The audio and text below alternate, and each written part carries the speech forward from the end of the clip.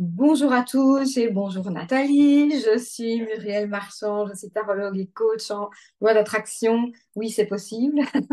Et ici, sur la chaîne de Nathalie, j'ai décidé de la soumettre au petit jeu de l'interview, puisqu'elle me l'a fait il n'y a pas très très longtemps. Et donc, je prends la main aujourd'hui. Je vais lui poser plein de questions qui vont certainement vous éclairer davantage sur sa personnalité. Bon, Nathalie, si tu veux te représenter au cas où. Donc oui, je suis auteure et formatrice et aussi coach en développement personnel, spécialisée dans le Ho'oponopono, le Feng Shui, qui est en lien avec la loi d'attraction. Voilà, voilà, ça c'est très très chouette de voir tous ces liens qui se créent. Et donc la première question que je voulais te poser, c'était comment est-ce que tu es entrée dans le monde de l'ésotérisme en fait? J'y suis entrée il y a très longtemps par la porte du Feng Shui. C'est un jour, on m'a présenté un tout petit livre avec cet art ancestral chinois. Il faut savoir qu'à l'époque, je pratique le Qigong et le Tai Chi déjà depuis de nombreuses années. Donc, D'accord. tout ce qui avait attrait à la Chine m'intéressait. Et lorsque j'ai entendu parler de cet art qui consiste à équilibrer les énergies dans la maison en utilisant des outils courants, etc., pour pouvoir aider les habitants à aller mieux, pour pouvoir les aider à monter des projets, bah, j'ai tout de suite adhéré. Donc, ça a commencé comme ça. Et quand on met le doigt dedans, eh ben, il y a tout qui part avec parce que on découvre un monde incroyable où on se rend compte que tout le côté matériel, cartésien ne suffit pas à expliquer tout ce qui se passe dans ce monde. Et j'ai trouvé beaucoup de réponses en commençant par aller dans le Feng Shui et ensuite en suivant des formations dans les énergies. J'ai été à la rencontre des guérisseurs un peu partout dans le monde et vraiment, je me suis rendu compte que il y a des choses incroyables qui se passent. Même si aujourd'hui on n'a pas encore les outils ou si la science n'a pas encore les outils pour tout expliquer, c'est indéniable qu'il y a un univers subtil qu'il faut considérer. En tout cas, c'est ce que font les Chinois et les géomanciens depuis très longtemps. Moi, je dis toujours, hein, les énergies, elles sont là. Soit on s'en sert, soit on s'en sert pas. C'est un choix. Et Ouais, c'est c'est comme ça que je clair. suis entrée dans le monde du subtil et de tout ce qui va avec. Ensuite, je me suis orientée plus dans le développement personnel.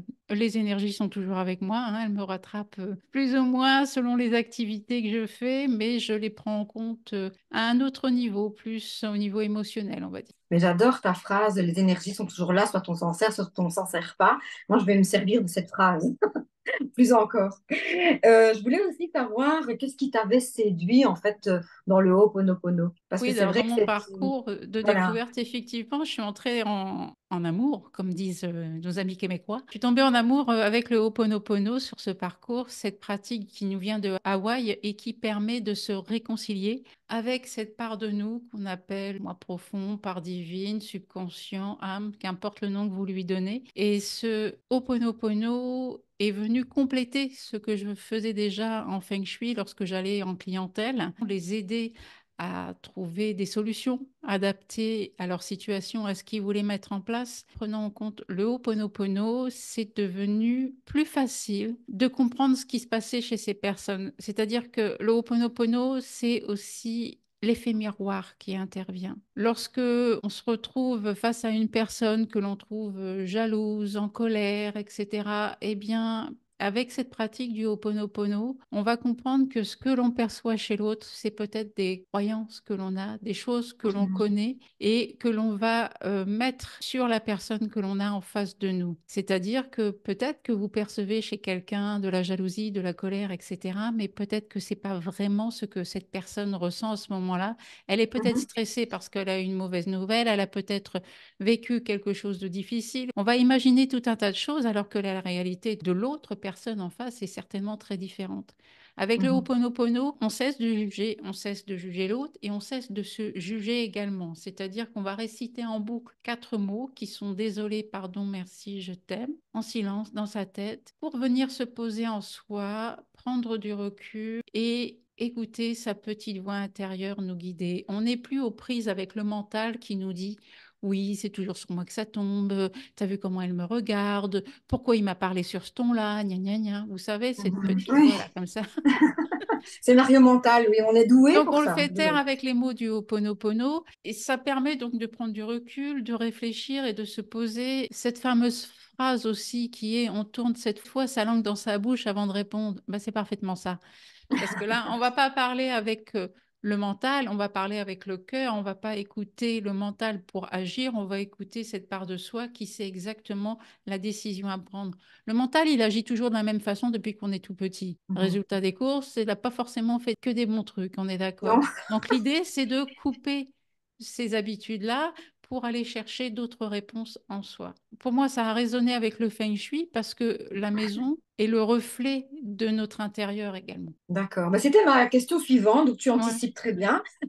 C'était le lien que tu pouvais faire donc, avec ta pratique du Feng Shui, la pratique du Ho'oponopono. Et donc, forcément, les deux devaient se relier dans ton activité. Et donc, pourquoi est-ce que tu avais choisi ces deux techniques-là et comment tu les vois s'allier l'une avec l'autre, en fait?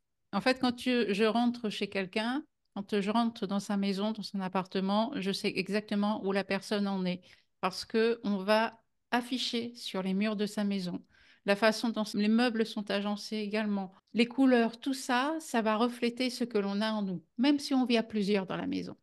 Mhm. D'accord. Parce que ce qui est à l'intérieur ressort à l'extérieur.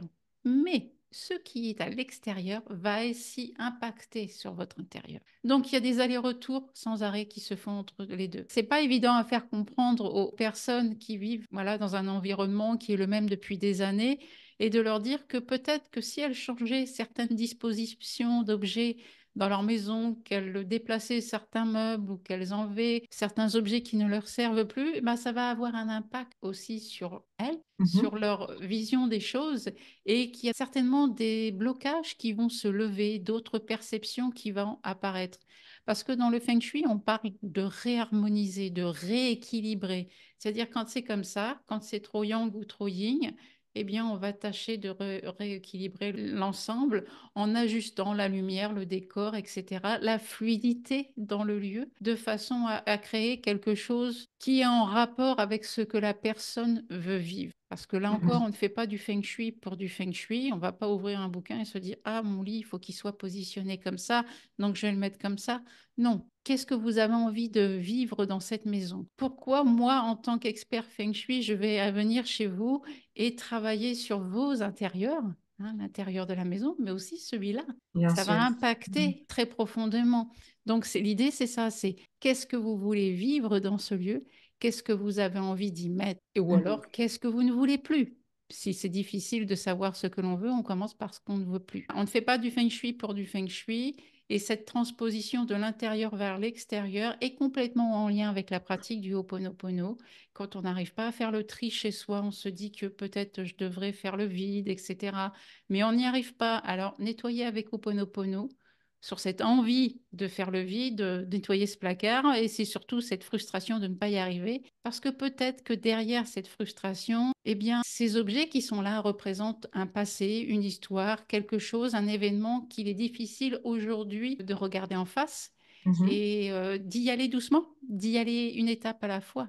Ok, mais c'est vraiment hyper intéressant ce que tu dis parce qu'effectivement, on pense toujours à changer pour changer sans penser que les répercussions seront aussi à l'intérieur de nous. En tout cas, moi, je ne l'avais pas vu d'une façon aussi profonde et donc, bah, merci beaucoup parce que j'en apprends aussi en t'interviewant, c'est très très bien. Et je voulais aussi savoir maintenant, mais tout ce savoir-là que tu viens de nous expliquer, tu le partages comment en fait? Comment est-ce que tu as envie de le diffuser aux gens pour qu'ils puissent se l'approprier et changer donc leur quotidien aussi? Et aussi cette notion que tu disais, ils ne veulent peut-être plus vivre ceci et vivre cela. Que voulez-vous mettre dans votre maison? Quelle expérience voulez-vous vivre? Et donc ça résonne très fort avec la loi d'attraction. Donc avant, je te demanderais plutôt de me dire, voilà, plutôt le lien aussi, le Ho'oponopono, la loi d'attraction et le Feng Shui.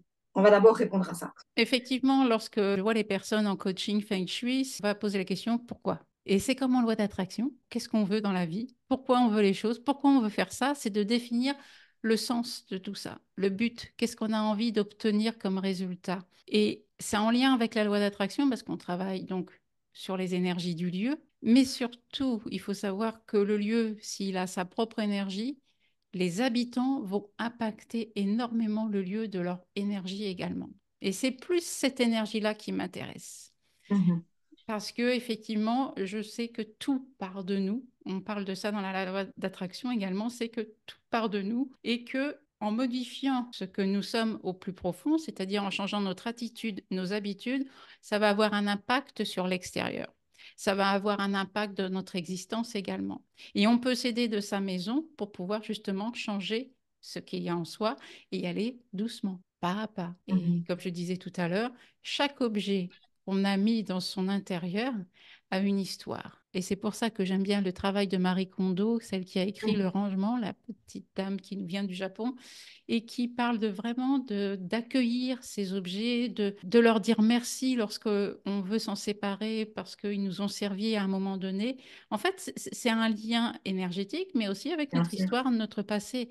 Donc, on ne peut pas se détacher comme ça de quelque chose brutalement parce que quelquefois on peut avoir des regrets, quelquefois on se dit mais oui mais ça me rappelle quand même des choses sympas, etc. Donc c'est de respecter tout ça. Avec la loi d'attraction, on sait aussi que c'est la vibration du lieu, la vibration de ce que l'on vit va générer notre existence. Mhm. Et Effectivement. plus on travaille en profondeur, c'est-à-dire en respectant ces objets, en faisant attention à leur emplacement, alors je ne parle pas d'être hypermaniaque, etc., mais de comprendre pourquoi on a mis tout ça autour de nous, de ce que l'on a vraiment envie de vivre. Est-ce que c'est vraiment cohérent tout ça? Ou est-ce qu'il n'y a pas quelque chose que j'ai mis là parce que je n'ai pas vraiment envie de dépasser cet obstacle? Est-ce que je ne me suis pas mis des bâtons dans les roues parce que j'ai pas envie d'aller plus loin? Quelquefois, il y a des gens qui vont avoir des garages très encombrés ou des salles à manger dans lesquelles on peut plus mettre les pieds. La salle à manger, au niveau symbolique, c'est un peu tout ce qui est relations, amitié, etc. Peut-être que ces personnes n'ont pas envie de voir des gens, tout simplement. Mhm. Et si le D'accord. garage est encombré, c'est parce que on n'arrive pas à faire la paix avec son passé, parce que c'est là où on met beaucoup les souvenirs, les choses qui nous servent plus. C'est difficile d'attirer à soi des choses qui soient cohérentes avec notre existence, avec ce qu'on a envie de vivre, si on reste bloqué, en fait, dans les énergies. Et Mhm. de recréer la Effectivement. fluidité chez soi en ayant cette compréhension que on y va doucement, en douceur et en respectant tout ce qui est arrivé et de voir les choses se débloquer, se mettre en place. Et puis quelquefois, ça va vite aussi pour ceux qui sont pressés comme certaines. Et de voir tout ça se débloquer fait que bah, d'un seul coup, les événements vont arriver et vont prendre vraiment une autre tournure. C'est super intéressant à faire. J'adore faire Mhm. ça chez les anges, j'adore faire ça chez moi parce Bien. que c'est minimaliste hein, chez moi. C'est pas pour rien, c'est que j'ai envie de faire la place à la nouveauté. Mhm. J'ai envie D'accord. d'accueillir de nouvelles choses. Le Ho'oponopono, c'est pareil. On va nettoyer en soi en récitant désolé, pardon, merci, je t'aime. On va enlever des croyances, on va enlever d'anciennes mémoires, on va enlever des peurs. En fait, on fait de la place On fait de la place. Oui, à la effectivement. nouveauté. Et après, il y a Muriel qui nous donne des affirmations. Impeccable, Voilà. on fait autre chose. C'est Voilà. exactement ça. Je remplis le vide avec les affirmations. C'est parfait. C'est Non, ça, mais c'est avec vrai. des nouvelles informations. Bah, c'est ça, c'est une façon de diffuser de nouvelles informations que d'utiliser Ok. son intérieur, sa maison. Ok. Mais merci beaucoup. Et donc voilà, là, je vais te reposer celle-là. Alors, comment partages-tu ce savoir-là, puisqu'effectivement, tout est bien complémentaire. Alors, j'ai fait des coachings Feng Shui pour les entrepreneurs. Donc, je me suis Mhm. spécialisée dans deux domaines, c'est-à-dire les gens qui veulent lancer leur activité ou qui ont déjà une activité et qui veulent vraiment la développer, et les gens qui veulent, qui sont propriétaires et qui veulent vendre leur maison. J'adore faire ça. Pour accélérer la vente et surtout vendre leur appartement, leur maison au prix qu'ils le souhaitent. En général, quand j'interviens sur les personnes, les propriétaires qui veulent vendre une maison, il y a peut-être la femme ou le mari qui sont pas tout à fait d'accord sur l'idée de vendre et on va Mhm. travailler en profondeur. Parce qu'il y a des gens qui vont vendre sans vouloir vendre. Et le C'est blocage, en ça. général, il Voilà. vient de là. Parce qu'il y a toujours des acheteurs de maisons. Il y en aura toujours. Il y a toujours des gens qui sont prêts à acheter. Et pour les entrepreneurs, c'est vraiment l'idée de comprendre qu'ils peuvent utiliser leur intérieur pour activer la venue des clients, pour calmer si besoin, parce qu'il y en a qui ont besoin quelquefois de poser, de se dire, je veux être un peu en retrait, avoir un petit peu de clients, mais juste ce qu'il faut. Des personnes qui ont besoin de changer d'activité, ça c'est sympa aussi, qui passent d'une activité de salarié à une activité d'indépendant. Il y a une transition à faire. Et donc, il y a des Mhm. choses à comprendre et à connaître quand on fait cette démarche-là. Donc, j'utilise toutes mes connaissances en Feng Shui. Je ne fais pas du Feng Shui traditionnel à distance, parce que là, les Mhm. coachings, c'est uniquement à distance, parce qu'il faut la boussole.